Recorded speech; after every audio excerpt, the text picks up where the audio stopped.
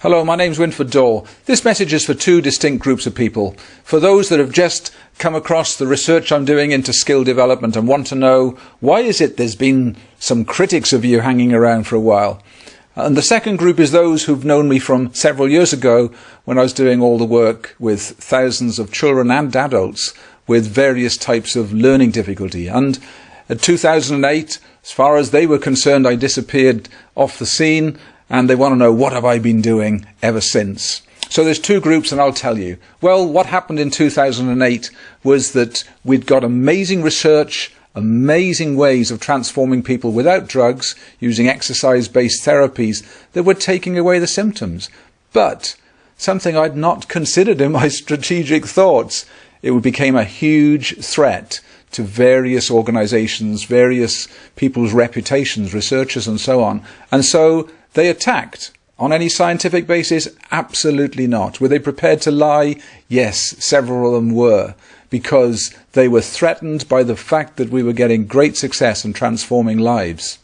So what's happened since? Well, in 2008, the attacks were so great that new people who had not tried it became very wary about trying it. All those that had tried it, thrilled, excited, and many of them keep in touch to this day, and thank you for that.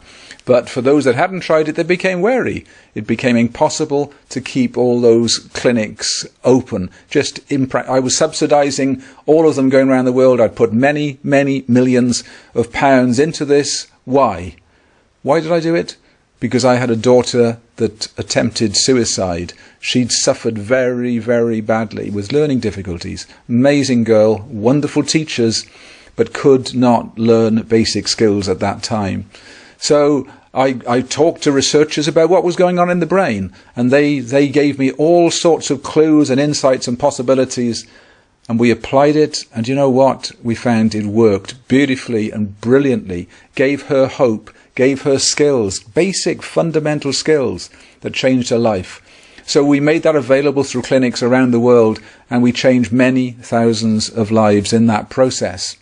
But when the critics came along, I could no longer subsidize those courses to the extent they needed. I couldn't keep the clinics opened.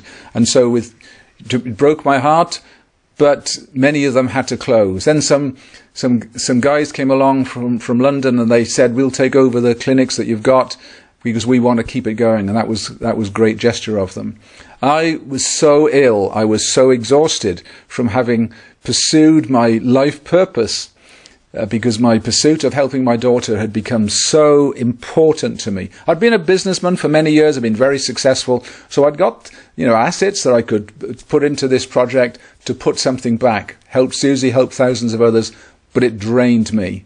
So I was so ill, I was so mentally and physically drained, I took 18 months off. Then one day I woke up and realized I don't really believe that all of these people that have been labelled with such negative things really should be left like that, because they've got huge potential. And we started working on an app. I didn't want clinics anymore. I wanted an app that was all about skill development, bringing out the potential of children with autism, or children that couldn't read or write or concentrate. They'd got skills hidden there. In fact, many of them were brighter than the average. So I realized that it was my job to come up with something that was all about skill development, that was very accessible, very affordable to all. So guess what? I put a few more million into that project this last few years, and enjoying it so much. We had our first world champion last year, and we've had countless stories of children along the way and adults whose lives have been transformed. So that's what I'm up to now. And we've got products now for the corporate world to help people perform far better in their work, be more confident, less stressed, and so on. We've got products, of course, for children, and we've got products for the elderly, and we've got products for athletes, all of them drug-free, things you can do at home, all online.